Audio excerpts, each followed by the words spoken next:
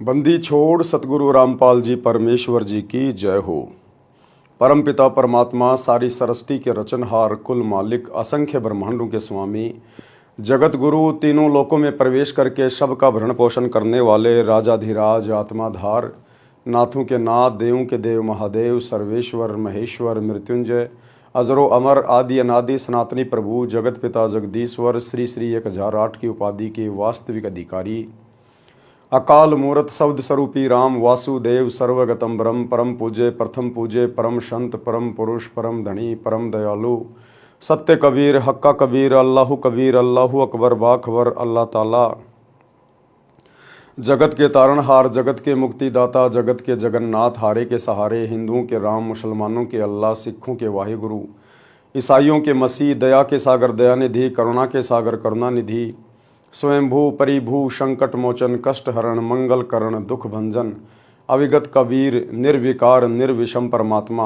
अलय अलेख सतगुरु, आदि अनादि सतगुरु, असली मर्यादा पुरुषोत्तम, असली राम, असली कृष्ण, असली घनश्याम, असली मुरारी, राजाओं के राजा, महाराजाओं के महाराजा, शहंशाहों के शहंशाह, सम्राटों के सम्राट, भगवानों के भगवान, अल्लाहों के अल्लाह, प्रभुओं के प्रभु, मसीहाओं के मसीह, सच्चे वाहे गुरु, बाबाओं के बाबा, पीरों के पीर, सेठों के सेठ, जगत सेठ, सावड़सा सेठ, सर्वगुण संपन्न, अनंत कोटि कलाओं के स्वामी, अनंत कोटि ब्रह्मांडों के नायक, योगियों में महायोगी, ध्यानियों में महाध्यानी, सिद्धों में परम सिद्ध, ज्ञानियों में तत्व ज्ञानी, ब्रह्म ज्ञानी, महाज्ञानी, परम ज्ञानी, सर्वश्रेष्ठ ज्ञानी, विज्ञानी, युवा कबीर, समृद्ध कबीर, असंवाद, अमित ओजा, सच्चे रहनुमा, करीम अल्लाह, शुभान अल्लाह, दुनिया के अंतिम पैगंबर, 8 सितंबर 1951 से गांव धनाना, जिला सोनीपत, हरियाणा, भारतवर्ष की पावन भूमि पे प्रकट रियल कल की भगवान, श्री नारायण साकार हरि, श्री बाबा साहेब, नूर अनंत परमात्मा, संत श्रोमणी सतगुरु रामपाल जी परमेश्वर जी के चरण कमल में साध संगति से जुड़े हुए देश विदेश से आप और हम सभी सत्सेवक भाई बहनों का अनंत कोटि दंडवत प्रणाम। सत्साई भाई और बहनों, दया परमपिता परमेश्वर जी की, सारी सृष्टि के मालिक सतगुरु रामपाल जी की, जिनके विशेष आशीर्वाद से, शुभ आशीर्वाद से, उन्हीं के कर कमल से लिखित पवित्र पुस्तक जीने की राह के ऊपर वीडियो बनाने की श्रृंखला जारी है। इसी श्रृंखला में आज हमारा 18वें नंबर का वीडियो है। भाई और बहनों, प्रत्येक वीडियो में गुरुदेव भगवान के आशीर्वाद से हमें अध्यात्म के विषय में बहुत ही गहरी गहरी बातें पता चल रही हैं, जो बातें हमारे विश्वास को दृढ़ करती हैं, और जो भाई बहन केवल सत्संग ही सुन रहे हैं उन्हें भी बहुत सारी बातों का पता चल रहा है। तो आज के वीडियो में हम आगे बढ़ते हैं। आज का 18वें नंबर का वीडियो, पवित्र पुस्तक जीने की राह, पेज नंबर 136। आज गुरुदेव भगवान हमें पंडित की परिभाषा से परिचित करवा रहे हैं। पंडित, यह शब्द सुनते ही आम आदमी को लगता है कि किसी ब्राह्मण जाति के व्यक्ति की ओर इशारा है, किसी ब्राह्मण जाति की ओर इशारा है, पंडित जाति की ओर इशारा है। लेकिन भाई और बहनों, अध्यात्म में पंडित उसे कहते हैं जो पिंड के विषय में जानता है। पंडित सोई जो पिंड की जाने। पिंड यानी ये शरीर, एक ब्रह्मांड का पूरा लघु चित्र हमारे इस शरीर के अंदर है। तो कहते हैं पंडित सोई जो पिंड की जाने, और ब्राह्मण सोही जो ब्रह्म पहचाने। ब्रह्म यानी भगवान, जो भगवान को पहचानता है, असल में वो ब्राह्मण है। आज इस पृथ्वी पर यदि वास्तव में कोई पंडित है, कोई ब्राह्मण कहलाने का अधिकारी है, तो केवल सतगुरु रामपाल जी के फॉलोवर हैं, जो उस ब्रह्म को पहचान गए, जो वास्तव में पंडित हैं, जिनको ज्ञान है, आत्म ज्ञान है, परमात्म ज्ञान है, जो पिंड के विषय में जानते हैं। तो असल में इस पृथ्वी पर सतगुरु रामपाल जी के भक्तों के अलावा ना तो कोई ब्राह्मण है, ना कोई पंडित है। बाकी झूठी फीत लगाकर चाहे दुनिया घूमती रहो, लेकिन उनको अध्यात्म के विषय में कै ख गय का भी ज्ञान नहीं है। पंडित की परिभाषा, पंडित कहते हैं विद्वान को। जैसे हम लोग सुनते हैं कि रावण को पंडित कहते हैं, पंडित, कि रावण पंडित था। भाई सतयुग में तो कोई जाति थी नहीं। अगर पंडित कोई जाति है तो रावण को फिर पंडित क्यों कहते हैं कि रावण पंडित था? सतयुग में तो पंडित नाम की कोई जाति थी ही नहीं, जाति धर्म उस समय थे ही नहीं, तो रावण को पंडित क्यों कहा जाता है? पंडित यानी विद्वान, जिसे शास्त्रों का ज्ञान हो, भक्ति का ज्ञान हो, उसको कहते हैं पंडित, विद्वान। पंडित कहते हैं विद्वान को। मेरे पूज्य गुरुजी ब्राह्मण जाति में गांव बड़ा पैतावास, तहसील चरखी दादरी, जिला भिवानी, हरियाणा में जन्मे थे। गुरुदेव भगवान कह रहे हैं कि मेरे मुंह बोले गुरुदेव, यानी गुरुदेव भगवान का कोई गुरुदेव नहीं है, ये जगत गुरु हैं। और जो जगत गुरु होता है वो स्वयं परमात्मा होता है, परमेश्वर होता है, जो पूरे जगत को ज्ञान देने के लिए आता है। तो जगत गुरु का कोई गुरु नहीं हो सकता धरती पे। जगत गुरु कबीर परमात्मा को कहते हैं। जाति हमारी जगत गुरु, परमेश्वर है पंथ, दास गरीब लिखित पढ़े, मेरा नाम निरंजन कंत। लेकिन गुरुदेव भगवान ने आप और हमारे तक अपना संदेशा पहुंचाने के लिए, आप और हमें अपनी शरण में लेने के लिए अपने आप को छुपाते हुए एक मुंह बोला गुरु बनाया, गुरु शिष्य परंपरा का निर्वाह किया। तो आदरणीय राम देवानंद जी को 17 फरवरी 1988 के दिन इस कबीर परमेश्वर सतगुरु रामपाल जी ने लोक दिखावे में अपना मुंह बोला गुरु धारण किया। इसलिए गुरुदेव कह रहे हैं कि मेरे जो गुरुदेव थे वो ब्राह्मण जाति में थे, आपको कभी पंडित नहीं कहते थे। यानी आदरणीय राम देवानंद जी परंपरागत पंडित जाति में जन्मे थे, लेकिन उसके बावजूद भी वो कभी अपने आप को ब्राह्मण नहीं कहते थे।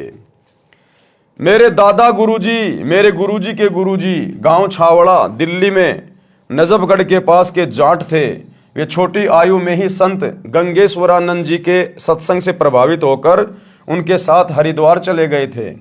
संत गंगेश्वरानंद जी ने उनको काशी विद्यापीठ में पढ़ने के लिए छोड़ा।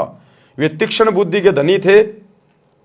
4 विषयों में आचार्य की डिग्री प्राप्त की, जिस कारण से जाट होते हुए भी पंडित चिदानंद जी के नाम से पुकारे जाते थे। गांव गोपालपुर, तहसील खरखोदा, जिला सोनीपत प्रांत, हरियाणा में उनका आश्रम है। उस पर बोर्ड लगा है, पंडित चिदानंद जी गरीबदासी आश्रम गोपालपुर। उनका नाम चिदानंद जी था। कोई ब्राह्मण भाई दुख ना माने, इसलिए पंडित की परिभाषा बताना अनिवार्य था, सो बताई है। क्योंकि आगे का सत्संग पंडित पे चलेगा, विद्वान पे चलेगा। तो कोई परंपरागत पंडित या ब्राह्मण जाति वाला दुख ना माने बातें सुन के कि भाई सतगुरु रामपाल जी तो हम पंडितों को क्रिटिसाइज कर रहे हैं। नहीं, पंडित का मतलब होता है विद्वान, जो गुरु पद पे है, जो लोगों का मार्गदर्शन करता है, उसको कहते हैं ब्राह्मण, पंडित। सुदामा जी पंडित थे। सुदामा जी ब्राह्मण कुल में जन्मे थे। निर्धनता चरम पर थी। कई बार बच्चे भी भूखे सो जाते थे। सुदामा जी की धर्मपत्नी को पता था कि द्वारिका के राजा श्री कृष्ण जी के साथ सुदामा जी की अच्छी मित्रता रही है। पत्नी ने बहुत बार कहा कि आप अपने राजा मित्र कृष्ण से कुछ धन मांग लाओ। सुदामा जी कहते थे कि पंडित का काम मांगना नहीं होता, परमात्मा के विधान को समझकर उसके अनुकूल जीवन यापन करना होता है। गरीबदास जी ने भी कहा है। क्या कहा सुदामा जी ने? हम भक्तों को शिक्षा लेने की आवश्यकता है। आज हमारे गुरु भाई बहन जो साध संगति से नहीं जुड़े हुए हैं, जो ज्ञान को आधार बना के भक्ति नहीं कर रहे, आज वे आश्रमों में फोन पे फोन करते हैं, गुरुजी के पास जेल में मेरी प्रार्थना भेज दो, गुरुजी के पास मेरी अरदास लगा दो, मेरी प्रार्थना लगा दो। कोई क्या मांग रहा है, कोई क्या मांग रहा है। सुदामा जी कह रहे हैं कि ब्राह्मण का काम, पंडित का काम, भगत का काम मांगना नहीं होता। जैसी भक्ति गुरु ने बताई है, हमने उस भक्ति को मर्यादा में रह के, गुरु की आज्ञा में रह के करने की आवश्यकता है। क्या गुरु को पता नहीं कि मेरे भगत को क्या चाहिए, कब चाहिए, किस चीज की आवश्यकता है? सतगुरु अंतर्यामी होते हैं। सतगुरु को बताने की जरूरत नहीं है, सतगुरु से अरदास करने की जरूरत नहीं है। चीटी पायल बाजे पैर, साहिब सुनता है सब लहर। वे अंतर्यामी होते हैं। महाभारत के युद्ध के समय टटीरी पक्षी ने अपने अंडों की रक्षार्थ अपनी आत्मा से परमात्मा से पुकार की थी। सतगुरु ने उस पक्षी की आत्मा की पुकार सुन ली। क्या हमने आज गुरुदेव को फोन करके बताने की जरूरत है, प्रार्थना लगाने की जरूरत है? बीच में कोई एजेंट तैयार करने की जरूरत है क्या? आत्मा और परमात्मा के बीच में कोई दलाल नहीं है, कोई एजेंट नहीं है। तो सुदामा जी शिक्षा दे रहे हैं।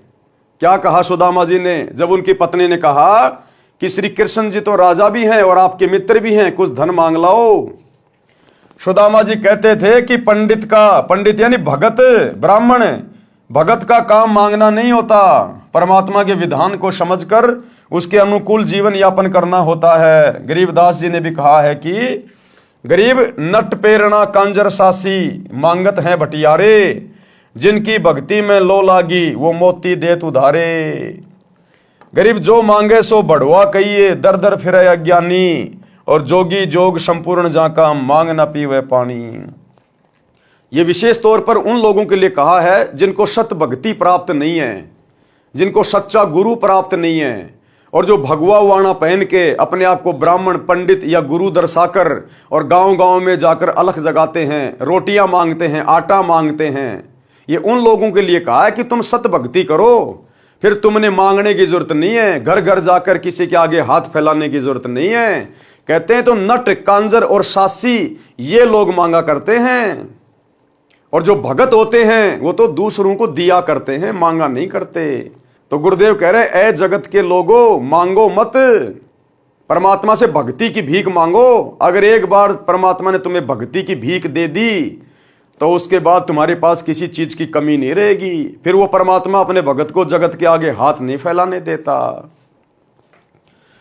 शब्दार्थ, नट ये लोग जनता में कुछ खेल दिखाते थे, जैसे लंबे बांस को बिना पृथ्वी में गाड़े उसके ऊपर चढ़ना, जो अनोखा व कठिन कार्य होता था।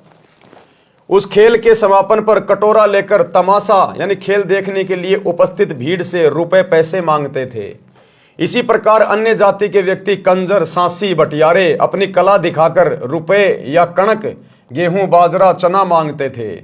यदि योगी यानी साधक भी ऐसी सिद्धियों का प्रदर्शन करके रुपए व कणक इकट्ठे करता है तो उसकी सत्य साधना नहीं है। यदि सत्य साधक होता, शिष्यों को आशीर्वाद रूपी मोती देकर धनी बनाता, जो साधक के भाग्य से अलग अपनी ओर से उधार रूप में होता। यदि संत दर दर पर जाकर मांगता फिरता है तो वह अज्ञानी है, उसके पास शास्त्र अनुकूल साधना नहीं, वह संत नहीं, भड़वा है, भड़वा। मांगे सो ही भड़वा कहिए, दर दर फिरे अज्ञानी, और जोगी जोग संपूर्ण जिसका मांग न पीवे पानी। भड़वा का अर्थ यहां पर बेशर्म है। जोगी यानी साधक की भक्ति संपूर्ण उसकी मानी जाती है जो किसी से कुछ नहीं मांगे। उसके उदाहरण में कहा है कि वह साधक और वस्तु तो छोड़ो, पानी भी मांगकर नहीं पीता। जो असली साधक होता है वो पानी भी मांगकर नहीं पीता, वो भी परमात्मा व्यवस्था कर देगा किसी और में प्रेरणा करके। भाई और बहनों, जब ये दास हिसार जेल में गया और जब मुझे जेल के अंदर छोड़ा गया, तो जैसे ही मैं जेल में गया मुझे प्यास बहुत भयंकर लग रही थी। अब मैंने सोचा यहां पानी मैं पीऊं किसका, सब लोग ऐसे गंदे संदे दिखाई दे रहे हैं यहां तो मुझे एक कमरे में छोड़ दिया गया, और भी वहां पर बहुत सारे लोग थे। तो मुझे बहुत जोर की प्यास लग रही थी। तो जैसे ही मैं उस ब्लॉक के अंदर गया और जाते ही उन कैदियों का जो सरदार होता है, 10, 15, 20, 50 कैदी जिस ब्लॉक में होते हैं, उनका एक ठेकेदार होता है, उसको कहते हैं लम्बड़दार। तो लम्बड़दार ने मुझे देखकर कहा कि आ जाओ आ जाओ आ जाओ, बैठो बैठो बैठो बैठो।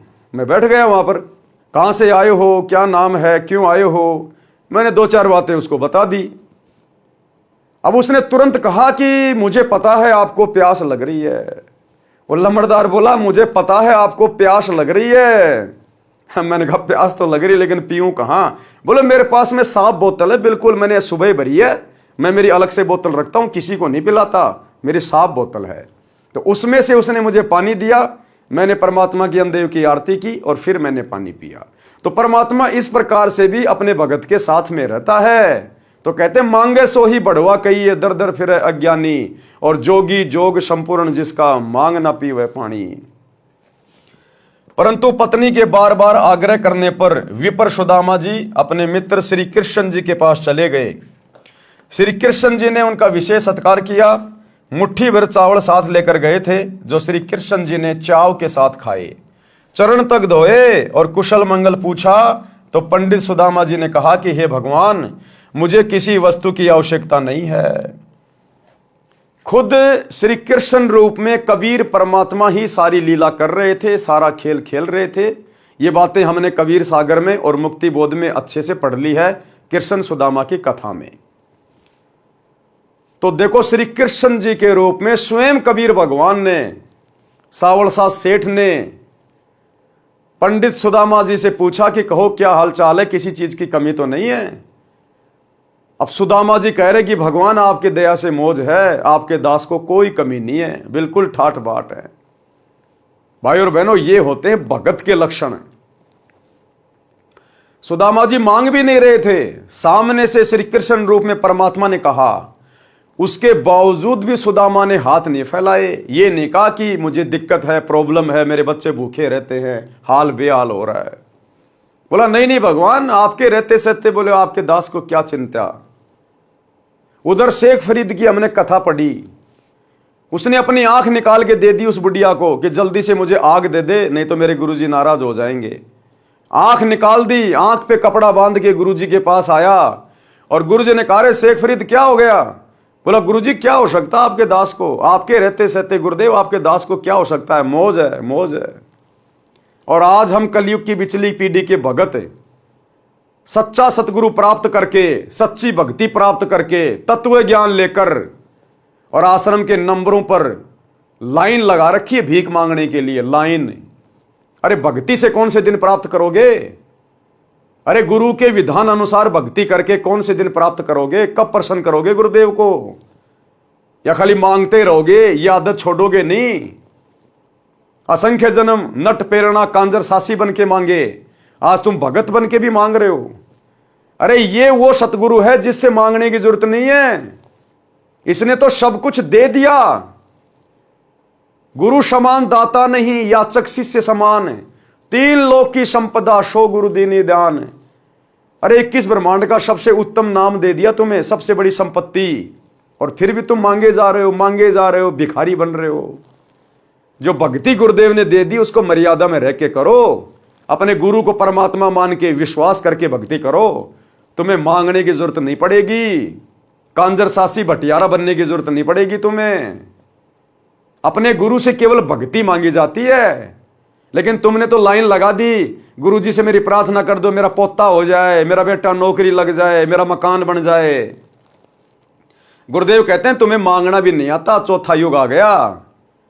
कहते भक्ति दान मोहि दीजिए देवन के देवा हो, जन्म पाया भूलू नहीं करहूं पद सेवा हो। भगत ने केवल भक्ति मांगनी चाहिए अपने गुरु से, सांसारिक और भौतिक सुख नहीं मांगने चाहिए, केवल भक्ति। भक्ति में सर्वस्व आ जाता है अगर मर्यादा में रह के करोगे तो श्री कृष्ण रूप में कबीर परमात्मा सतगुरु रामपाल जी ने खुद कहा कि भाई क्या चाहिए, बाकी सब ठीक है।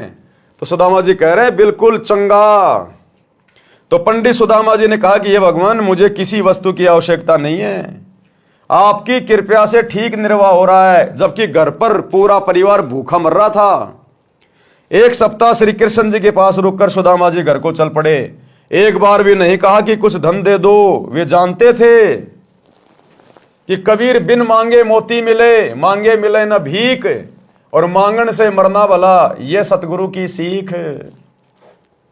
शब्दार्थ, कबीर परमात्मा ने भी बताया है कि जो पूर्ण परमात्मा की सत्य साधना करता है, तो आज हम पूर्ण परमात्मा की सत्य साधना कर रहे हैं नहीं कर रहे। हमारे गुरुजी पूर्ण परमात्मा है या नहीं है, 2000% पूर्ण परमात्मा। कबीर परमात्मा ने बताया कि जो पूर्ण परमात्मा की सत्य साधना करता है उसे मांगना नहीं चाहिए, ना ही तो जगत से मांगना चाहिए, ना रिश्तेदारों से मांगना चाहिए, ना आड़ोसी पाड़ोसी से मांगना चाहिए। अरे भगत तो लोगों को उधार देता है, सतगुरु के भगत होकर हम दुनिया के भिखारी बन रहे हैं। जरा सी दिक्कत आई नहीं, रिश्तेदारों के आगे हाथ फैला देते हैं, समाज के आगे हाथ फैला देते हैं। परमात्मा कहते हैं तुम्हारी भक्ति चल नहीं रही, तुम मर्यादा में नहीं हो, अन्यथा भगत तो दुनिया को उधार देते हैं, भगत दुनिया का भिखारी नहीं बनता, और वो भी सतगुरु का भगत है। अरे सेठों के सेठ सावड़ सा सेठ का बेटा क्या कभी किसी से भीख मांगेगा? क्या किसी साहूकार का बेटा किसी के आगे हाथ फैलाता है? और यदि हाथ फैला रहा है तो वो जगत में हंसी का पात्र बनता है, वो हंसी का पात्र बनता है। तो हमारे गुरुदेव तो सेठों के सेठ जगत सेठ है, इनसे ऊपर तो कोई है ही नहीं। और इनके बेटा बेटी होके यदि हम जगत से, समाज से, रिश्तेदारों से, यार दोस्तों से भीख मांगते हैं, भाई देना जरा 5000 रुपये उधार, देना जरा 10,000 रुपये उधार, तो हमसे बड़ा भिखारी है कोई दुनिया में?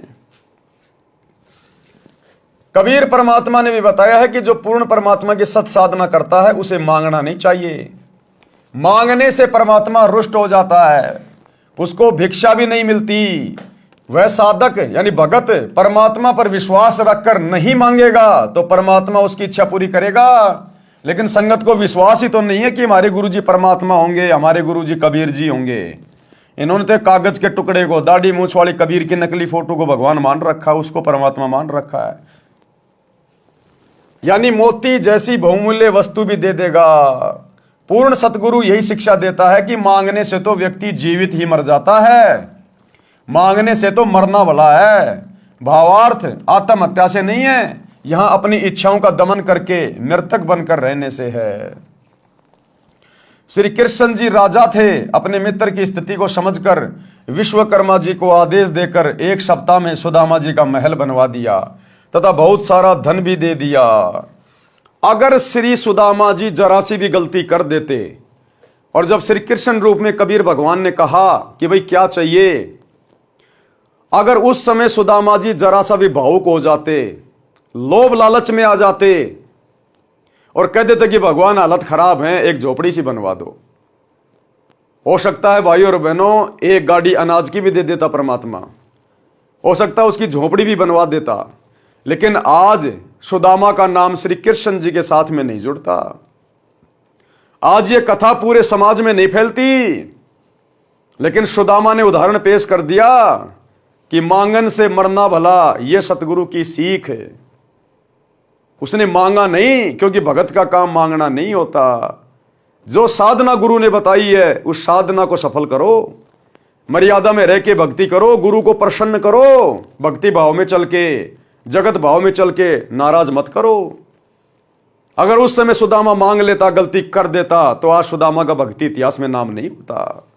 और नहीं मांगा तो परमात्मा ने बिना मांगे दे दिया, उसका महल बनवा दिया जो सुदामा कभी सौपन में भी नहीं सोच सकता था, और धन धान्य से पूरा घर भर दिया, पूरी जिंदगी का समाधान कर दिया उसका।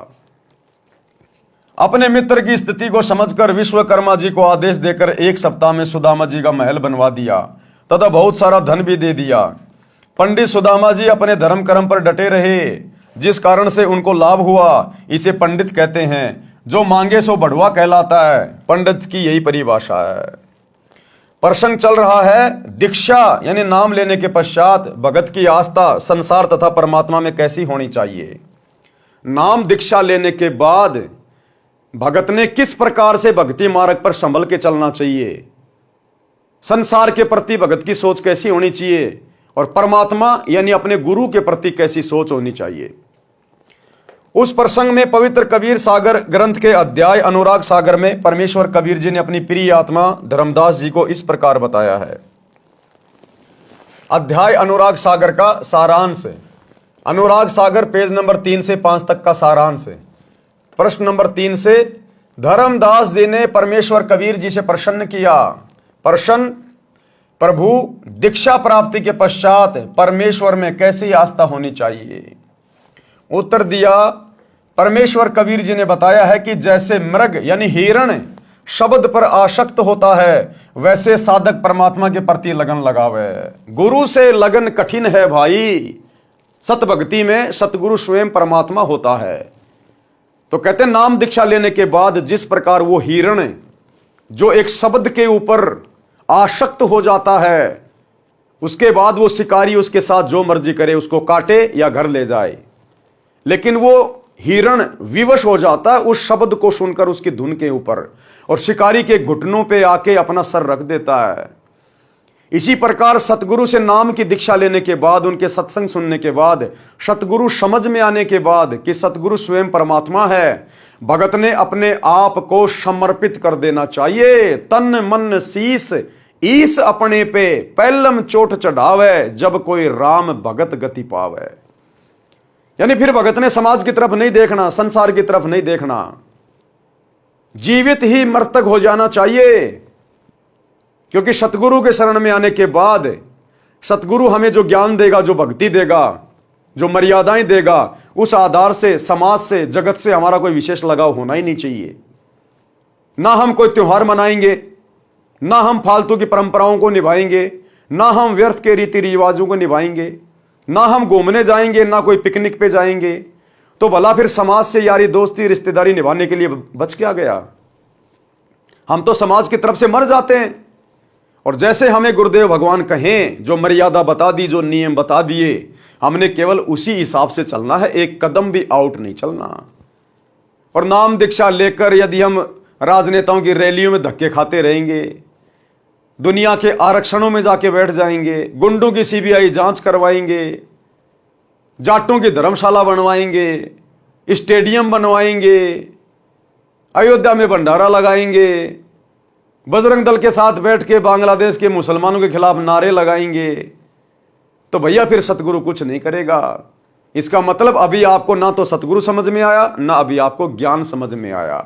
तो गुरुदेव के कहने का मतलब है कि नाम दीक्षा लेने के बाद आपने भी उस हिरण की तरह अपने गुरुदेव के चरणों में स्वयं को न्योछावर कर देना चाहिए, समर्पित कर देना चाहिए।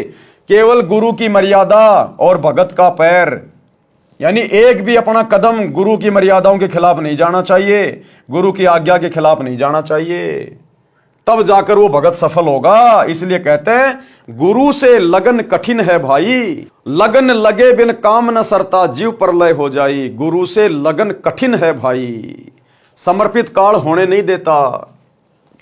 हिरण यानी मृग पकड़ने वाला एक यंत्र से विशेष शब्द करता है जो हिरण को अत्यंत पसंद होता है।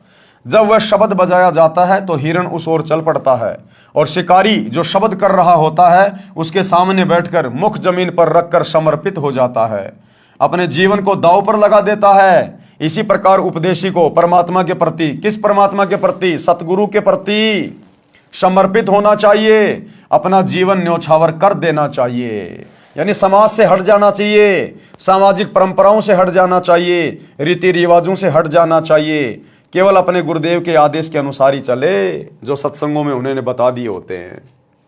दूसरा उदाहरण, हमने किस प्रकार अपने सतगुरु के प्रति समर्पित होना चाहिए, तब जाकर हमारा ये मोक्ष वाला बात बनेगा, जन्म मरण का रोग कटेगा। पतंग यानी पंख वाला कीड़ा जो प्रकाश बहुत प्रिय है, यानी जो पतंग होता है उसको प्रकाश यानी लाइट बहुत प्यारी लगती है।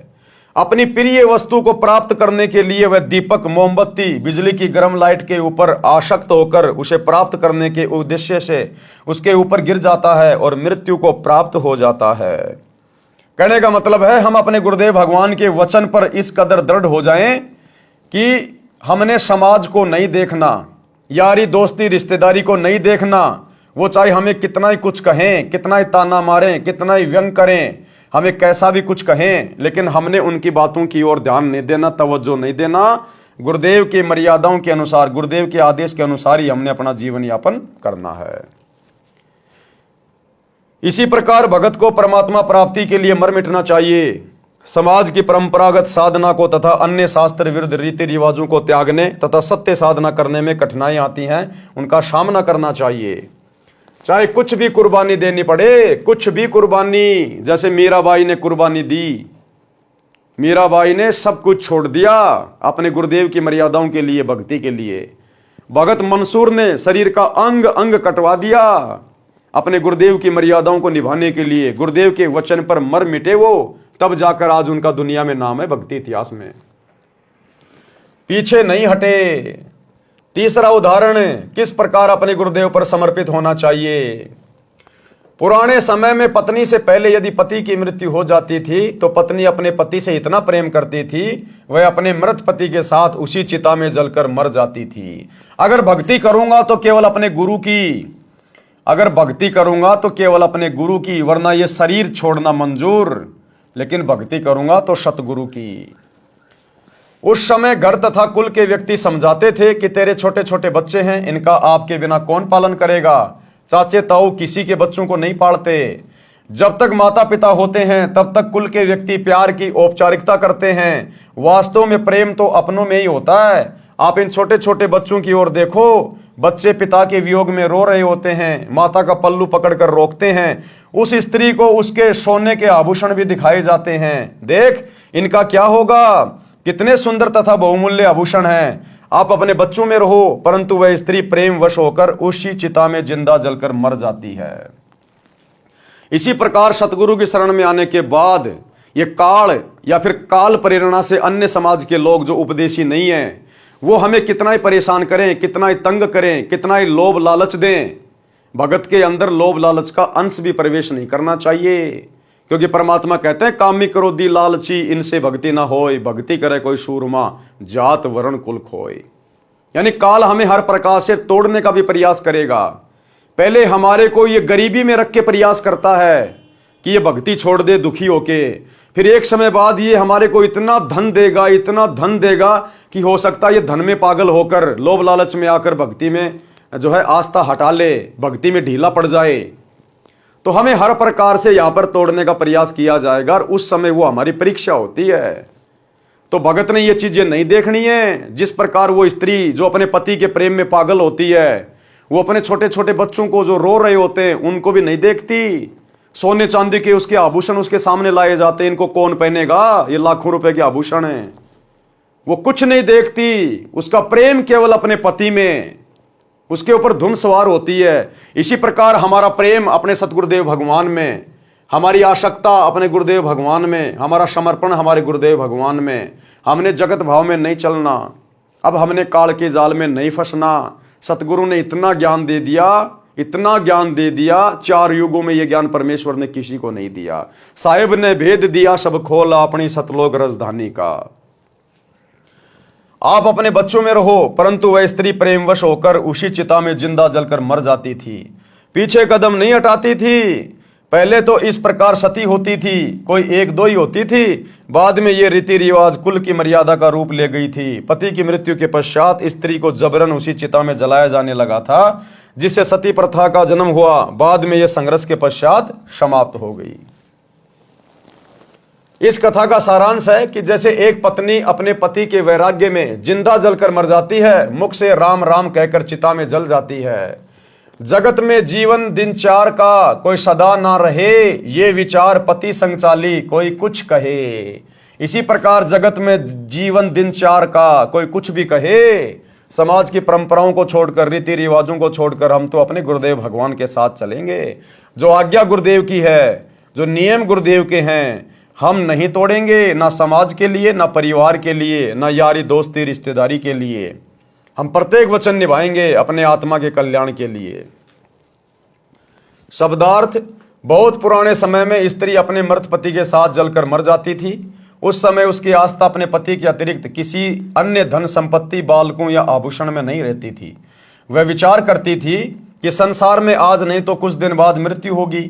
संसार के व्यक्ति कुछ भी कहें, वह किसी की परवाह नहीं करती थी। इस तरह का विचार करके वह स्त्री अपने पति के साथ जलकर मरती थी। यह कुरीति थी, परंतु उस समय बहुत महत्व माना जाता था। अब शिक्षित समाज ने इस कुरीति व जुल्म का अंत कर दिया है। भक्ति में दृढ़ता उत्पन्न करने के लिए ये उदाहरण सटीक है कि भगत को भी, अब क्या कह रहे हैं गुरुदेव ये उदाहरण देकर, कि भगत को भी ऐसी आस्था परमात्मा प्राप्ति के लिए लगानी चाहिए। संसार के व्यक्तियों की सांसारिक बातों पर ध्यान न देकर अपने उद्देश्य की सफलता के लिए दृढ़ता से भक्ति करें, मर्यादा का पालन करें। नीचे की वाणियों में यही समझाया है कि भगत सत्य पुरुष की साधना के लिए ऐसे ही लगन लगाए, संसार के नाते संपत्ति को भूल जाए और केवल परमात्मा में ध्यान लगाए। लेकिन भाई यहां तो सांसारिक नातों को निभाया जा रहा है, दृढ़ किया जा रहा है। गुरुदेव के दोनों लड़के हरियाणा के जाट समाज की गोहाना जाट धर्मशाला बनवा रहे हैं, 1 करोड़ रुपए लगा रहे हैं भगत समाज का, जाटों से यारी निभा रहे हैं अपने समाज से। धनाना गांव में लोगों से यारियां निभा रहे हैं, करोड़ों रुपए का बैडमिंटन का स्टेडियम बना रहे हैं अपने समाज के लिए, जाट समाज के लिए, अपने स्वार्थ के लिए, ताकि हमारे आश्रम के बनने में, आश्रम के चलने में धनाना गांव वाले कोई दिक्कत पैदा ना करें। गांव वालों का मुंह बंद किया जा रहा है, वो जो कहते हैं वही काम करवाया जा रहा है, चाहे मर्यादा टूटे चाहे ना टूटे। 2 कोडी के राजनेताओं की रैलियों में संगत को बसों में भर भर के भेजा जा रहा है ताकि बीजेपी सरकार हमसे प्रसन्न रहे और हरियाणा में हमारे आश्रम चलते रहे। तो यहां तो बिल्कुल उल्टा काम हो रहा है भाई और बहनों, बिल्कुल उल्टा। हम कौन से दिन समझेंगे फिर, कब समझेंगे? अब इस सतगुरु के अलावा कोई दूसरा सतगुरु धरती पे नहीं आने वाला। इस ज्ञान के अलावा अब कोई और ज्ञान कोई नहीं देने वाला। और अब भी यदि हमारी बुद्धि सेंटर में नहीं है तो हम फिर सतलोक जाने के योग्य नहीं हैं। हे धर्मदास, इसी प्रकार भगत का विचार होना चाहिए। ऐसे ही जो सत्य पुरुष लोलावे, कुल परिवार सब विसरावे। इसी प्रकार जिसकी लगन अपने गुरुजी में लग गई, सत्य पुरुष में लग गई, जिसको अपना गुरु समझ में आ गया, ये भक्ति समझ में आ गई, जिसको आत्म कल्याण की चिंता सताने लग गई, क्या कहते हैं? कुल परिवार सब बिसरावे। बिसराने का मतलब ये नहीं कि छोड़ छाड़ के चला जाए परिवार को, नहीं, अपनी भक्ति करे, परिवार में रहे, लेकिन अपनी भक्ति और मर्यादाओं को प्रथम रख के चले। अगर परिवार की कोई मर्यादा, कोई परंपरा, कोई रीति रिवाज अगर भक्ति में बाधक है तो वो हम स्वीकार नहीं करेंगे, वो हम बिल्कुल भी नहीं मानेंगे। बाकी जो परमात्मा ने रोल दे दिया, एक बेटे का, एक बाप का, एक बहन का, एक पति का, वो हम सारे निभाएंगे, प्यार प्रेम से रहेंगे, कमाएंगे, दमाएंगे। लेकिन जहां बात आएगी हमारी मर्यादाओं में, समाज की कोई परंपरा, कोई रीति रिवाज अगर अड़चन पैदा करेगी तो उस समय हम समाज की बात नहीं मानेंगे, हम परिवार को देख के नहीं चलेंगे, लोक लाज में नहीं आएंगे। प्रथम गुरु की भक्ति और मर्यादा, बाकी फिर अन्य काम। तो कहते हैं ऐसे ही जो सतगुरु लोलावे, कुल परिवार सब बिसरावे। नारी सुत का मोह न आने, जगत और जीवन शोपन कर जाने। नारी यानी स्त्री, पत्नी, सुत यानी बेटा, बेटी, इनका कोई मोह नहीं होना चाहिए। जगत और जीवन शोपन कर जाने कि भैया 4 दिन की जिंदगी है, अगर बेटा बेटी की मोह ममता में पड़ा रहूंगा तो मेरा तो जीवन नरक बन जाएगा, अगले जन्म में गधा बन के घूमूंगा। बेटा बेटी को पढ़ाओ लिखाओ, बढ़िया खिलाओ, कपड़े लाके दो, इससे ज्यादा नहीं, इससे ज्यादा मोह ममता में नहीं पड़ना। मेरे बेटे को मैं बैरिस्टर बना दूं, इंजीनियर बना दूं, डॉक्टर बना दूं, मैं इसका जीवन सफल कर लूंगा। पहले अपना तो जीवन सफल कर ले, बेटा बेटी के तो बाद में देखना, पहले अपना तो कर ले। तो परमात्मा कहते हैं फालतू के चक्कर में मत पड़ना, और बेटा बेटी को भी समय पे भक्ति में लगा दे। एक बार जब वो डॉक्टर बन गया फिर वो तेरी नहीं मानने वाला, तो अपने बच्चों को भी बचपन से भक्ति लाइन पे लगाओ। जग में जीवन थोड़ा भाई, अंत समय कोई नहीं सहाई। बहुत प्यारी नारी जग माही, मात पिता जाके समनाही। स्त्री, कहते हैं स्त्री अपने माता पिता से भी प्यारी लगने लगती है, लेकिन अंत समय में जब तेरा समय आएगा वो स्त्री भी तेरे साथ नहीं जाएगी जो तुझे बहुत प्यारी लगती है। तेहि कारण नरसीस जो देही, अंत समय सो नहीं संग देही। जिस औरत के कारण इंसान लड़ाई झगड़ा करके अपना सिर तक दे देता है, कोई उसकी औरत को टेढ़ी आंख से देख ले, कुछ कह दे, उसके लिए लड़ने मरने को तैयार हो जाएगा, तूने मेरी औरत को यह कैसे कह दिया। कहते हैं अंत समय में वो तेरी औरत भी तेरे साथ नहीं जाएगी जिसके कारण तू शीश देने को तैयार है। चाहे कोई जड़े पति के संगा, फिर दोनों बने कीट पतंगा। अगर कोई अपने उस पति के प्यार में, प्रेम में, वियोग में, वैराग्य में अगर उसके साथ में जल के मर भी जाती है तो भी वो साथ नहीं रहेंगे भाई। वो पत्नी अपने कर्म आधार से क्या पता कौन सी योनि में जाएगी, वो पति कौन सी योनि में जाएगा, आगे वो भी नहीं मिलेंगे, दोनों बने कीट पतंगा। इसलिए यदि मरना है तो अपने गुरु के प्रेम में मर। यहां मरने का मतलब है समर्पित हो जा, समाज को मत देख। फिर पशु पक्षी जन्म पावे, बिन सतगुरु दुख कौन मिटावे। वो पति पत्नी फिर अगले जन्म में ना जाने कोई पशु बनेगा, कोई पक्षी बनेगी, कोई किस योनि में जाएंगे। कहते हैं ये संकट, ये दुख सतगुरु की भक्ति के बिना नहीं कटेगा। ऐसी नारी बहुतेरी भाई, पति मरे तब रुदन मचाई। ऐसी औरतें बहुत हैं, जब पति मरेगा तो बहुत रोएगी, दुख मनाएगी, और काम पूर्ति की हानि विचारे, दिन तेरे ऐसे पुकारे। वो रोती क्यों है? अपने स्वार्थ को रोती है, अपने विषय वासनाओं की पूर्ति के लिए रोती है, और जैसे उसके 12-13 दिन पूरे हो जाते हैं दूसरा खत्म कर लेती है।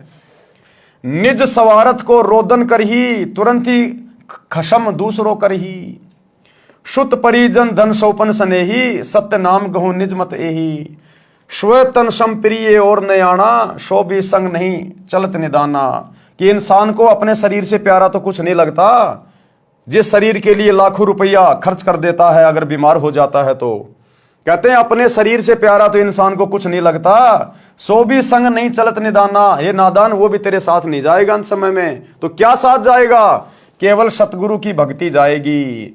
गुरु राम पाल मेरा हरदम साथी, रह शब्द रूप में साथ। ये परमात्मा साथ रहेगा, इसकी भक्ति साथ रहेगी। ऐसा कोई ना दिखे भाई अंत समय में हो सहाई, सतगुरु के अलावा अंत समय में कोई भी सहायक नहीं है, सब यहीं रह जाएंगे। ये झूठे रिश्ते नाते सब यहीं रह जाएंगे। आदि अंत का सखा बुलाया, झूठे जगनातू में फिर उमाया। आदि अंत का सखा, ये है वो मित्र आदि अंत का, जिसने हमें उत्पन्न किया और अंत में यही हमें संभालेगा। ये परमात्मा सतगुरु आदि अनादि है, सतगुरु मध्य है मूल, सतगुरु को सिजदा करूं एक पलक नहीं भूल। तो कहते हैं तूने अपने सतगुरु को तो बुला दिया और झूठे रिश्ते नातू में मगन होके बैठ गया। आदि अंत का सखा बुलाया, झूठे जग नातू में फिर उमाया। अंत समय जब दूत गल दबावे, ता समय कहो कौन छुड़ावे। जब यम के दूत आएंगे अंत समय में, भक्तिहीन प्राणी का गला दबाएंगे, उस समय कहते तुझे कौन बचाएगा उनसे। सतगुरु है एक छुड़ावन हारा, निश्चय कर मानू कहा हमारा। काल को जीत हंस ले जाही, सतगुरु काल पर विजय प्राप्त करवा के अपने हंस को सतलोक ले जाता है। काल को जीत हंस ले जाही, अविचल देश जहां पुरुष रहाई। जहां जाए सुख होय अपारा, बहुर न आवे इस संसारा। ऐसा दृढ़ मता कराही, जैसे सूरा लेत लड़ाई। यानी भगत ने भक्ति मार्ग पर इतना दृढ़ होना पड़ेगा, भक्ति करे कोई सूरमा, जात वर्ण कुल खोए। ऐसा दृढ़ मता कराही, जैसे सूरा लेत लड़ाई। जैसे सूरवीर योद्धा लड़ाई के मैदान में जिस प्रकार से टक्कर लेता है, पीठ नहीं दिखाता, चाहे शरीर का अंग अंग कट जाए, तो भक्ति मार्ग पर आने के बाद भगत को भी सूरवीर बनना पड़ेगा। किसी के साथ लड़ना नहीं, झगड़ना नहीं, लेकिन अपनी मर्यादाओं के लिए, अपनी भक्ति के लिए उसने इस प्रकार सूरवीर की तरह संघर्ष करना पड़ेगा। समाज की लोकलाज में नहीं आना, लड़ना नहीं, झगड़ना नहीं, लेकिन अपनी मर्यादाओं के लिए फिर किसी के आगे झुकना नहीं। टूक टूक हो मरे रण के माही, पूठा कदम कबू हटावे नहीं। वो योद्धा टूक टूक होकर अंग अंग उसका कट जाएगा युद्ध के मैदान में, लेकिन वापस कदम नहीं हटाता। तो जो सच्चा भगत होता है वो इसी प्रकार पीछे कदम नहीं हटाएगा। मंसूर की तरह, मंसूर को बांध दिया गया रस्सियों से, तलवार लेके सामने खड़े हैं कि बंद कर दे अनल हक बोलना, अनल हक अनल हक। एक हाथ काट दिया, बंद कर दे नहीं दूसरा काटेंगे, अनल हक दूसरा काट दिया। एक पैर काट दिया, बंद कर दे अनल हक दूसरा पैर काट दिया, गर्दन काट दी। कहते हैं इस प्रकार अपने गुरु जी के प्रति लो लगानी है, इतना समर्पित होना है सतगुरु की भक्ति के प्रति। और यहां छोटी छोटी बातों पे छोटा छोटा पीला पर्चा निकाल दिया जाता है। गुरु जी का आदेश है, नरेंद्र मोदी की रैली है गोहाना के सोनीपत में, बसों में भर के जाना है। 4 बजे तो भगत नहा धो के तैयार हो जाते हैं कि कब आएंगे, कब आएगा मेरा पति, मैं अपने ससुराल जाऊंगा नरेंद्र मोदी की रैली में। जाटों के आरक्षण में चलना है भगत जी। अरे भगत जी चलेंगे, कोई काम ही नहीं है, फ्री हूं मैं, चलो चलो चलो टाइम पास कर लेंगे। क्या खाक सूरवीर की भूमिका निभाओगे? आम जगत वालों से भी गए गुजरे हो गए, आम जगत वालों से भी गए गुजरे। ये सतगुरु सहन कैसे कर रहा हमें तो ये नहीं पता। सतगुरु सब कुछ आंखों देखकर भी सहन कैसे कर रहा है, वरना अब तक तो संगत को मर मरा के गधा कुत्ता बन जाना चाहिए था, जो कर्म संगत कर रही है अपने गुरुदेव की गैर हाजिरी में बरवाला कांड के बाद है। लेकिन भाई ये दीन दयाल है, राम किसी को मारे नहीं, मारे तो हत्यारा राम, अपने आप ही मर जाओगे कर कर खोटे काम। जैसे सती पति संग जरही, ऐसा दृढ़ निश्चय जो करही। यानी जब तक जीवित हैं भक्ति करेंगे तो सतगुरु की करेंगे, इतना दृढ़ निश्चय होना चाहिए भगत को। साहेब मिले जग कीर्ति होई, विश्वास कर देखो कोई। हम है राह बतावन हारा, माने वचन भव उतरे पारा। छल कपट हम नहीं कराही, निस्वार्थ परमात्म करे भाई। परमात्मा कहते हैं ये छल कपट की भक्ति हम नहीं करवाते, निस्वार्थ परमात्म करे भाई। जीव एक जो शरण पुरुष की जावे, प्रचारक को घना पुण्य पावे। यानी परमेश्वर का ज्ञान प्रचार करने वाला भी बहुत सारे पुण्य का भागी बनता है। कोटि धेनु जो कटत बचाई, एता धर्म मिले प्रचारक ताही। जैसे 1 करोड़ गायों को किसी कसाई के हत्थे से कटने से बचाया जाए, इतना पुण्य ज्ञान प्रचारक को मिलता है। लावे गुरु शरण दीक्षा दिलावे, आपा न थापे सब कुछ गुरु को बतावे। गुरु के चरणों में लावे और उनको दीक्षा दिलावे और अपने ऊपर कुछ भी नहीं रखे कि मैंने तेरे को नाम दिला दिया, मेरे कारण तू गुरु जी से जुड़ा है। नहीं, अपने ऊपर नहीं थोपना, नहीं तो गधा बन के घूमेगा कि भैया सतगुरु ने दास को निमित्त बनाया है। सतगुरु ने दास की भी सेवा लगानी थी, दास को निमित्त बना के परमात्मा ने आप तक संदेशा पहुंचाया है। बस इतना ही, अपने ऊपर ना ले कभी कि मैंने 200 भक्तों को नाम दिला दिया, मैं हर समागम में 20 भक्त लेके जाता हूं। ये नहीं, अभिमान नहीं। जो कोई प्रचारक गुरु बन बैठे, परमात्म रूठे काल का नाठ है। अगर कोई नालायक खुद ही अगर गुरु बन गया, जैसे वो संजय दिल्ली वाला बन गया, कहते परमात्मा रूठ जाएगा और काल तुम्हारे कान पकड़ लेगा। फिर 1,28,000 झूठे गुरु रोवे, पड़े नरक में ना सुख सोवे। 28 लाख इस प्रकार के गुरु नरक में पड़े ऊपर। अब कहे हैं भूल भई बारी, हे सतगुरु सुध ले हमारी। और अब उस नरक में जाने के बाद जब उन्हें पता चला कि तुम तो अधिकारी नहीं थे, अब वो रो रहे हैं, चिल्ला रहे हैं कि सतगुरु हमें बचाओ, सतगुरु हमें बचाओ। बोए बबूल आम कहां खाई, कोटि जीवन को नरक पठाई। ऐसी गलती ना करहूं सुजाना, सत्य वचन मानो परवाना। शब्दार्थ उपरोक्त वाणियों का भावार्थ है कि जब लड़का युवा होता है तो उसका विवाह हो जाता है। विवाह के पश्चात माता पिता से भी अधिक लगाव अपनी पत्नी में हो जाता है। फिर बच्चों से ममता हो जाती है। यदि पति की मृत्यु हो जाती है तो पत्नी साथ नहीं जाती। कुछ समय पश्चात यानी 13वीं क्रिया के पश्चात छोटे बड़े पति के भाई के साथ सगाई विवाह कर लेती है। पति को पूर्ण रूप से भूल जाती है। यदि कोई अपने पति के साथ जल मरती है तो अगले जन्म में पक्षी या पशु योनि में दोनों भटक रहे होते हैं। गुरुदेव के कहने का मतलब है, सांसारिक लोगों के ऊपर आस्था करोगे तो तुम्हें ना तो यहां कुछ मिलेगा, ना मरने के बाद कुछ मिलेगा। और यदि अपने सतगुरु के प्रति समर्पित रहोगे, मर्यादाओं में रह के भक्ति करोगे, गुरु को प्रसन्न करोगे, तो ये लोक भी सुखी और परलोक भी सुखी। जिस पत्नी के लिए पुरुष अपनी गर्दन तक कटा लेता है, यदि कोई किसी की पत्नी को बुरी नजर से देखता है, मना करने पर भी नहीं मानता है, तो पति अपनी पत्नी के लिए लड़ मरता है। फिर वही पत्नी पति की मृत्यु के उपरांत अन्य पुरुष से मिल जाती है। यह भले ही समय की आवश्यकता है, परंतु भगत के लिए ठोस शिक्षा है। यानी जगत वाले, रिश्तेदार, नाते वाले जो अनुपदेशी हैं, वो हमारे कभी हो ही नहीं सकते। हमें समझा गुरुदेव ये रहे हैं कि तुम जिन झूठे रिश्ते नातों में उलझ के बैठे हो ना, कि ये मेरा फलाना, ये मेरा फलाना, ये मुसीबत में मेरे काम आएगा, परमात्मा कहते हैं तुम्हारी भूल है, ये परम सत्य मान लेना। इसी प्रकार किसी व्यक्ति की पत्नी की मृत्यु हो जाती है तो वह कुछ समय उपरांत दूसरी पत्नी ले आता है। पति अपने पति के लिए अपना घर, भाई बहन, माता पिता त्याग कर चली जाती है, परंतु पत्नी की मृत्यु के उपरांत स्वार्थ के कारण रोता है। परंतु जब अन्य व्यक्ति विवाह के लिए कहते हैं तो सब भूलकर तैयार हो जाता है।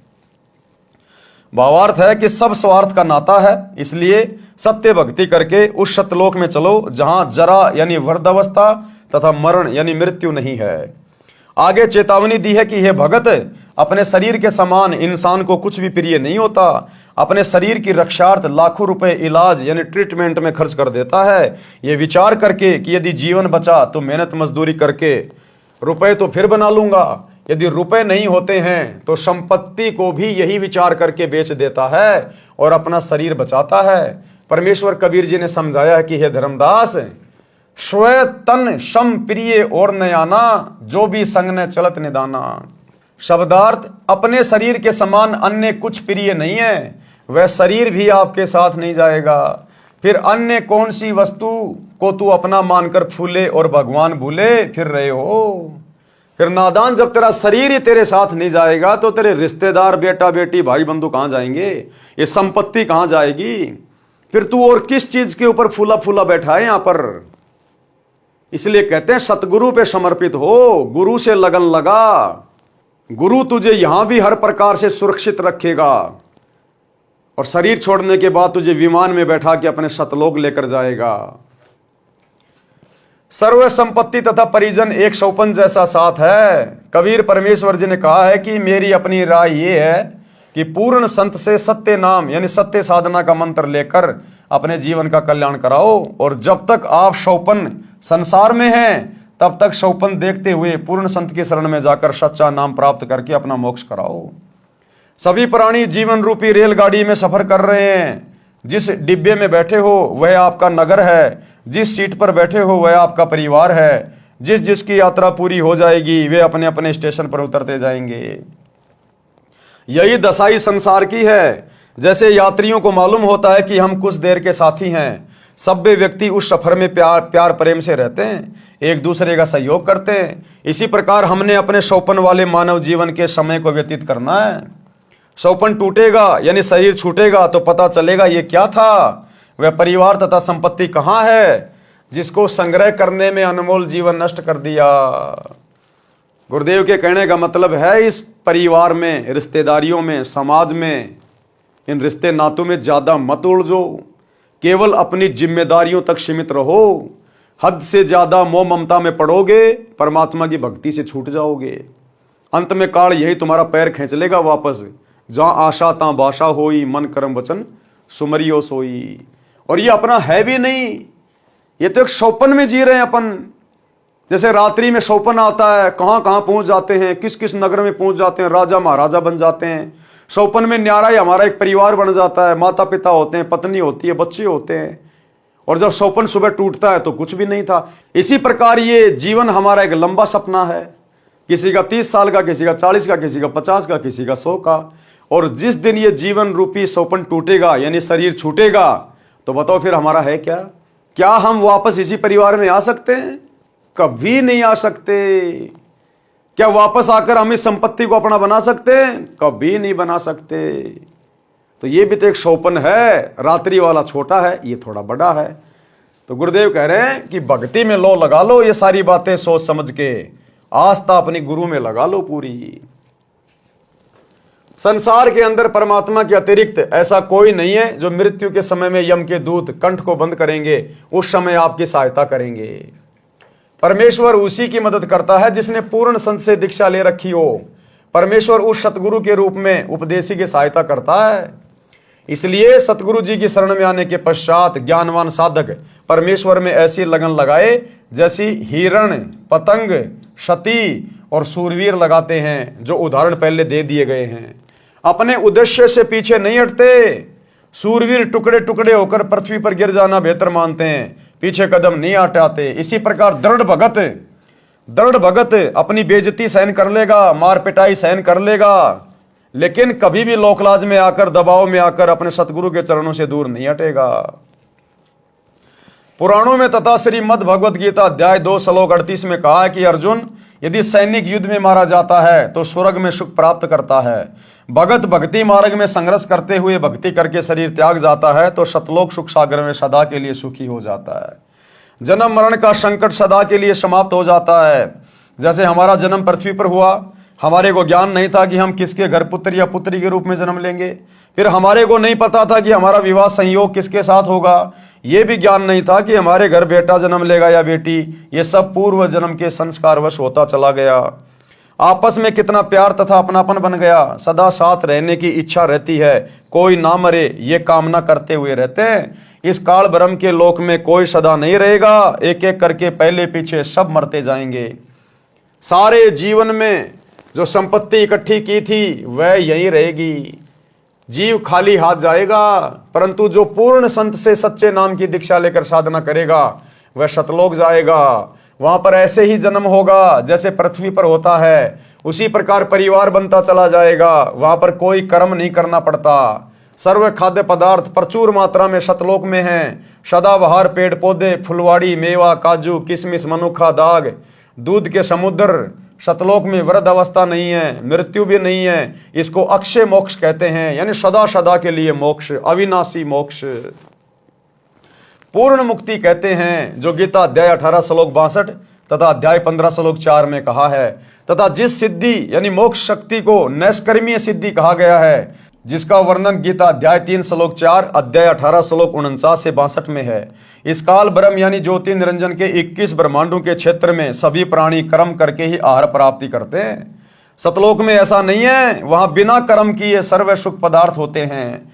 जैसे बाग में फलों से लदपद पेड़ तथा बेल होते हैं, फल तोड़ो और खाओ। सर्व प्रकार का अनाज भी ऐसे ही उगा रहता है, सदाबहार है, जो इच्छा है बनाओ और खाओ। वहां पर खाना बनाना नहीं पड़ता, भोजनालय में रखो, जो खाना चाहते हो अपने आप तैयार हो जाता है। ये सब परमेश्वर की शक्ति से होता है। उस समय सतलोक यानी शाश्वत स्थान को प्राप्त करने के लिए आप जी को सती तथा सूरमा की तरह कुर्बान होना पड़ेगा। अपने गुरुदेव पर सती तथा सूरमा की तरह पूर्णतया समर्पित होना पड़ेगा।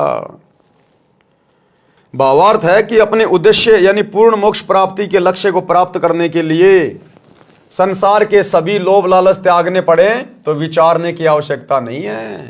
यानी सोच विचार नहीं करना भगत ने। अगर कभी ऐसी नौबत आ जाए तो, जैसे बेटा नाम ले लेता है, पूरा परिवार उसके विरोध में आ जाता है। बाप कहेगा भैया मेरे अनुसार चलेगा तो ही जमीन में हिस्सा दूंगा, तो ही मकान में हिस्सा दूंगा, नहीं तो कहीं भी जा खा कमा कर ले तेरे बाबा की भक्ति।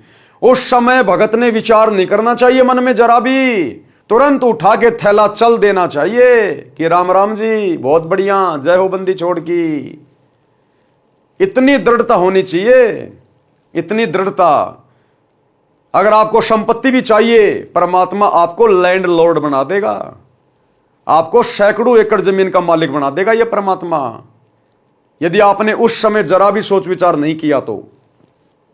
कि पापा जी संभालो अपनी संपत्ति, अपने बाकी बेटों को दो, चाहे बेटियों को दो, चाहे तुम उड़ाओ। ये भगत तो ये चला, जय हो बंदी छोड़ की। रखो तो तुम्हारी मर्जी, तुम्हारे खेतों में काम करूंगा, 2 टाइम की रोटी खाऊंगा, अपनी भक्ति करूंगा। बाकी ये भक्ति छोड़ने वाला नहीं हूं मैं।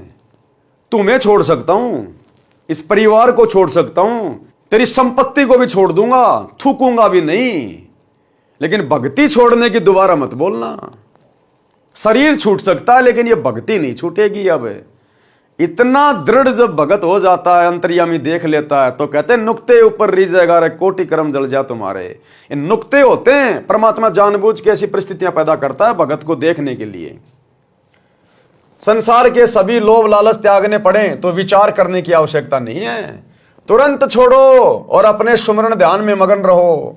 यदि सतगुरु की शरण ग्रहण नहीं की तो जिस समय अंत समय आएगा तब भक्तिहीन प्राणी के कंठ को यमदूत बंद करते हैं। उन यमदूतों से परिवार का कोई व्यक्ति नहीं छुड़वा सकता, केवल सतगुरु जी उस आपत्ति के समय सहायता करते हैं। इसलिए परमेश्वर कबीर जी ने कहा है कि अंत समय यमदूत गड़ा दबावे, उस समय को हो कौन छुड़ावे।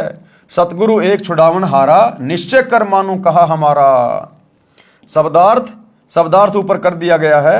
यदि कोई भगत ज्ञान समझकर दीक्षित होकर अन्य भोले भूले जीवों को ज्ञान चर्चा करके सत्य ज्ञान प्रचार द्वारा सतगुरु शरण में लाकर दीक्षा दिलाता है तो उसको एक जीव को सत्य भक्ति मार्ग बताकर गुरु से दीक्षा दिलाने का इतना पुण्य होता है जितना 1 करोड़ गायों को काटने से, कसाई से बचाने का मिलता है।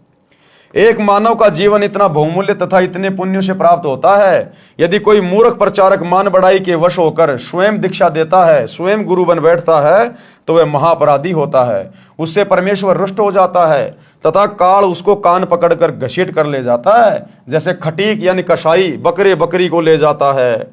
कबीर सागर के अध्याय अंबु सागर पृष्ठ 48 पर प्रमाण है कि तब देखा दूतन कह जाई, 84 तहां कुंड बनाई। कुंड कुंड बैठे यमदूता, देत जीवन कह कष्ट बहुता। तहां जाए हम खड़े रहावा, देखत जीव विनय बहु लावा। झूठे कड़ीहार यानी नकली सतगुरु की दशा जो नरक में पड़े हुए थे। पड़े मार जीव करे बहु शोरा, बांध बांध कुंडन में बोरा। 1,28,000 पड़े वो झूठे गुरु, बहुत कष्ट तहां करत पुकारा। हम भूले सवारत संगी, अब हमरे नाही अर्दंगी। हम तो जरत हैं अग्नि मंजारा, अंग अंग सब जरत हमारा। कौन पुरुष अब राखे भाई, करत गुहार चक्षु डल जाई। ज्ञानी यानी कबीर जी वचन। ये वाणी नकली कबीर पंथियों ने अपने हिसाब से बनाई हुई है, हमें इस वाणी से कोई लेना देना नहीं है। असली वाणी नीचे है जो गुरुदेव ने बताई है। ये वाणी बनावटी है, वास्तविक वाणी नीचे है। दुर्दशा देख दया दिल आवा, अरे दूत तुम जीवन भरमावा। उन आत्माओं की ऐसी दशा देखकर सतगुरु को भी दया आ गई और उन झूठे नकली गुरुओं से जो उसी कुंड में आग में जल रहे थे, गुरुदेव ने क्या कहा, दुर्दशा देख दया दिल आवा, अरे दूत तुम जीवन भरमावा। जीव तो अचेत अज्ञाना, वाको काल जाल तुम बंधाना। कि ये जीव तो बेचारे अज्ञानी थे, इनको क्या पता, जैसा गुरु कहता है वैसा ही करता है, लेकिन तुमने क्यों जानबूझ के काल के जाल में बांधा। 84 दूतन कहे बांधा, शब्द डोर 14 यम सांदा, तब हम सब हन कहे मारा, तुम हो जालिम बटपारा। हमारे भक्तन को तुम भरमावा, पल पल सुरती जीवन डिगावा, गही चोटी दूत घसियाए, यम और दूत विनय तब लाए। दूत जो नकली गुरु बने थे, चूक हमारी क्षमा कर दीजिए, मम माने तस आज्ञा कीजिए। हम तो धनी यानी काल कहो जस कीन्या, सो वचन मान हम लीन्या। अब नहीं जीव तुम्हारा भरमावे, हमने कभू गुरु कहावे।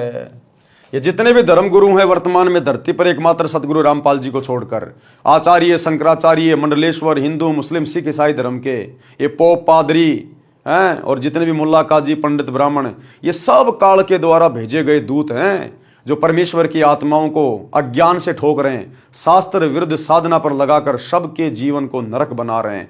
तो बाद में इन सब को वहां पर नरक के कुंड में डाला जाता है, इन आचार्य शंकराचार्यों को, और उस समय फिर ये हाथ जोड़ते हैं कि भगवान ऐसी गलती दोबारा नहीं करेंगे, ऐसी गलती दोबारा नहीं करेंगे। और अब ये अपने आप में भगवान बन के बैठे हैं। ज्ञानी वचन यानी कबीर जी वचन, सुन ज्ञानी बहुते हसाई, दूतन दुष्ट बंद न छोड़ो जाई, पल एक जीवन सुख दीन्या, तब संसार गमन हम कीन्या। भावार्थ, कबीर परमेश्वर जी ने बताया कि जो झूठे सतगुरु बनकर मान बढ़ाई के वश होकर काल प्रेरणा से भोले जीवों को भरमाया करते थे, उनको भी दंड मिलता है, उनको भी नरक में डालकर यातनाएं दी जाती हैं, उनके शिष्य भी उसी नरक में गिरते हैं। जब मैं उस नरक के पास गया, क्या कह रहे हैं गुरुदेव भगवान, जब मैं उस नरक के पास गया जिसमें वे मान बढ़ाई के भूखे नकली कड़ीहार, संसार के काटने वाले यानी नकली सतगुरु बनकर महिमा बनाए हुए थे, लाखों जीवों को शिष्य बनाकर नरक में अपने साथ ले गए। फिर परमेश्वर के विधान अनुसार वे भी अपराधी होने के कारण नरक में पड़े थे। उस नरक क्षेत्र में कुंड बने हैं, प्रत्येक कुंड में जीव पड़े हैं तथा यमदूत सता रहे हैं। वे 28 लाख नकली सतगुरुओं ने मुझे देखकर अर्जी लगाई कि हमें बचा लो प्रभु। कारण यह था कि जो यमदूत उन्हें नरक में मार पीट रहे थे, वे सब परमेश्वर कबीर जी की शक्ति के सामने कांपने लगे। इस कारण से उन नकली सतगुरुओं को लगा कि ये कोई परम शक्ति वाले देव हैं। परमेश्वर कबीर जी ने कहा कि तुमने भोले जीवों को भ्रमित किया, अपने आप को पूर्ण सतगुरु सिद्ध किया, तुम्हें पता भी था कि तुम्हारे पास नाम दीक्षा का अधिकार नहीं, तुम्हें पूर्ण मोक्ष का ज्ञान नहीं, अपने स्वार्थवश लाखों मनुष्यों के अनमोल जीवन का नाश कर दिया। वे काल जाल में फंसे रहे। फिर मैंने उन दूतों, काल के बनाए कड़ीहारों को तथा अन्य यमदूतों को मारा, चोटी पकड़कर घसीटा। फिर नकली सतगुरु ने कहा कि हमने तो अपने धनी यानी मालिक काल ब्रह्म की आज्ञा का पालन किया है, अब आप जैसे कहोगे हम वैसे ही करेंगे। मैंने कहा, किसने कहा? गुरुदेव ने। मैंने कहा कि तुमको छोड़ा नहीं जाएगा। जो जीव उन नकली गुरुओं के शिष्य बनकर जीवन नष्ट कर गए थे, वे भी वहीं उनके साथ नरक में पड़े थे। जब तक मैं कौन? कबीर परमेश्वर जी। लिख कौन रहे हैं? सतगुरु रामपाल जी। जब तक मैं कबीर परमेश्वर जी वहां रहा, उन जीवों को नरक का कष्ट नहीं हो रहा था। इस प्रकार उनको कुछ समय का सुख देकर वहां से चलकर संसार में आया। मेरे आने के पश्चात वे नकली गुरुओं तथा उनके भोंदू शिष्यों को फिर से नरक की यातना प्रारंभ हो गई। इसलिए पूर्वोक्त वाणी में कहा है कि यदि कोई प्रचारक स्वयं गुरु बन बैठा तो परमेश्वर रुष्ट हो जाएगा और काल कान ऐठेगा अर्थात कष्ट देगा। इसलिए हे सज्जन पुरुष, कभी ऐसी गलती न करना, मेरे वचन को प्रमाणित मानना। तो भाई और बहनों, ये इतनी अच्छी अच्छी बातें भक्ति मार्ग पर गुरुदेव भगवान हमें बता रहे हैं ताकि हम निकट भविष्य में कभी भी कोई गलती ना कर बैठें। हम भगत हैं, आजीवन भगत बनकर ही भक्ति करते रहेंगे। हमारा मकसद मोक्ष प्राप्ति है, ना कि दुनिया को मोक्ष का ठेका दिलवाना। परमात्मा कहते हैं आत्म प्राण उद्धार ही, ऐसा धर्म नहीं कोई और। सबसे पहले तो अपनी आत्मा का कल्याण करवाओ, फिर दूसरे भाई बहनों को समझाओ और स्वयं गुरु मत बनो, स्वयं दीक्षा मत दो, अपने सतगुरु के पास लेकर जाओ। और कभी भी इस बात का फिर अहंकार मत करना कि मैंने तुझे नाम दिलाया, मैं नहीं मिलता तो तेरे को सतगुरु नहीं मिलता, मैंने 500 लोगों को नाम दीक्षा दिला दी। इस मान बढ़ाई में कभी मत आ जाना, अन्यथा काल कान ऐठ लेगा। करे करावे साइया, मन में लहर उठा, दादू सिर धर जीव के आप बगल हो जा। तो करने कराने वाला सब कुछ सतगुरु है। आप और हम केवल 2 कोटि के जीव हैं। हम केवल यंत्र हैं, रिमोट सतगुरु के हाथ में है, इसलिए अपने आप को यंत्र मानकर ही भक्ति मार्ग पर चलते रहना चाहिए। तो भाई और बहनों, आज के वीडियो में केवल इतना ही। कल रात्रि 8 बजे सभी भाई बहन फिर से लाइव जुड़िए एक नई वीडियो के साथ में। तब तक गुरुदेव भगवान हम सबको आज्ञा दें, इजाजत दें, सद्बुद्धि दें, आशीर्वाद दें। बंदी छोड़ सतगुरु रामपाल जी भगवान की जय हो।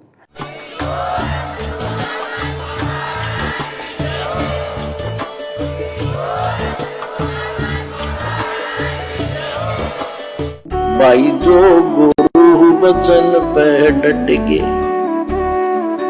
कट गे फंद 84 के, कट गे फंद 84 के, कट गे फंद 84 के। भाई जो गुरु बचन पे डट के, कट गे फंद 84 के, कट गे फंद 84 के, कट गे फंद